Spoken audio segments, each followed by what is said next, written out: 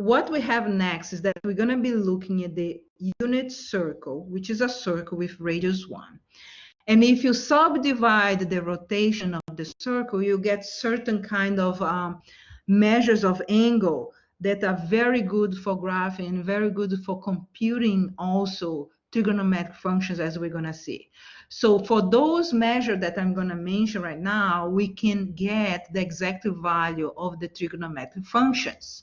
For other values beyond of the ones showing in the circle, you also can get, but it's going to be an approximation. You cannot do the exact value. A lot of the exercises you're going to see during the exam and also homework is going to ask you to find the trigonometric function of a certain value, a certain angle, in exact value. And those angles are the ones that we're going to be covering now in these circles, okay? Okay, so we know that a circle has a full rotation.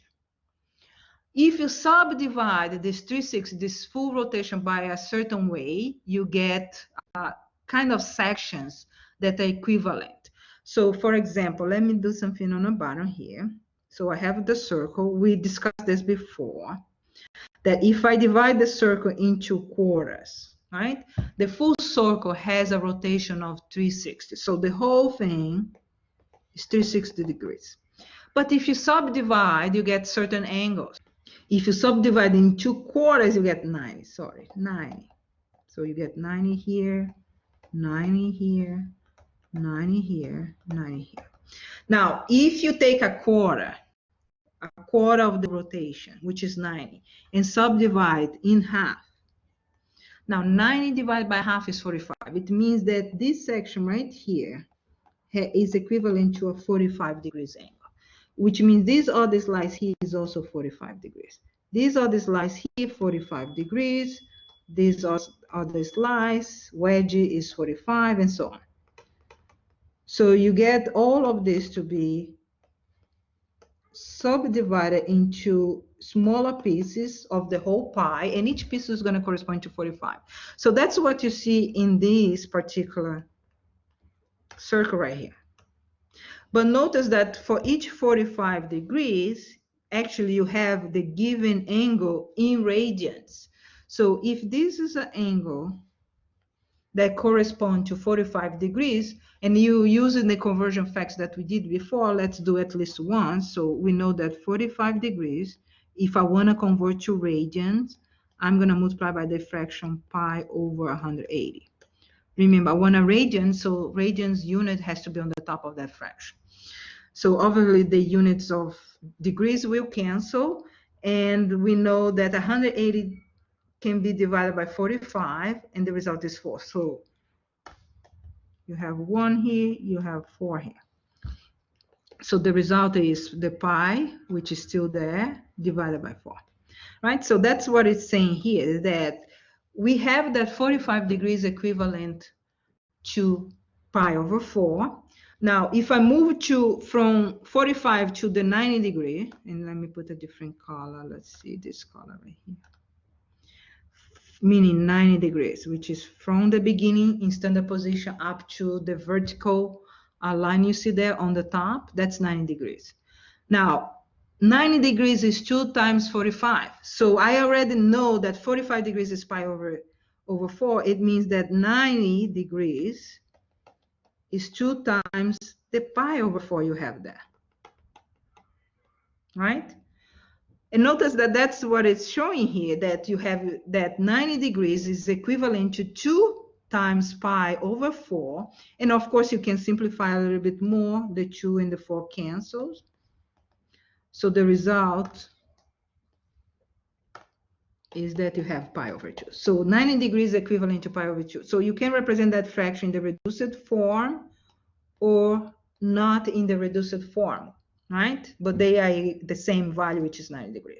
So if you keep moving through this circle, for example, 135 degrees, you're going to see that if this is 1 times pi over 4, this is 2 times pi over 4. It means that this guy is going to be 3 times pi over 4. And that's exactly what you see listed there, which means the next one is going to be 4 times pi over 4. This guy is 5 times pi over 4. This other guy is 6 times pi over 4. This other guy here is 7 times pi over 4. All coming from the beginning, from the 45. If you keep multiplying by 2, by 3, by 4, by 5, and so on, you get the other angles you see there. And they are all already in radians when you do that. Now, let's take a look at the other circle, because I subdivide into pieces, right, of 45 degrees. Well, the full rotation again is 360. You can subdivide each of the quarters in 3 equal pieces instead of halves, like the 45s you see below. You divide in 3 equal pieces. So if you divide in 3 equal pieces, for example, you have this, a quarter, and you divide in 3 equal pieces. You know that each piece corresponds to 30 degrees. Now, if you convert 30 degrees to radians, you're going to get that. And this is a good exercise for you. Do the conversion. Take the 30 degrees and convert to radians. You're going to see that the result is pi over 6. Now, if from here to here is 30 degrees, which is pi over 6, is 1 time pi over 6, from here to here is 2 times that, 2 times pi over 6. So it's going to give you the first fraction, you see that?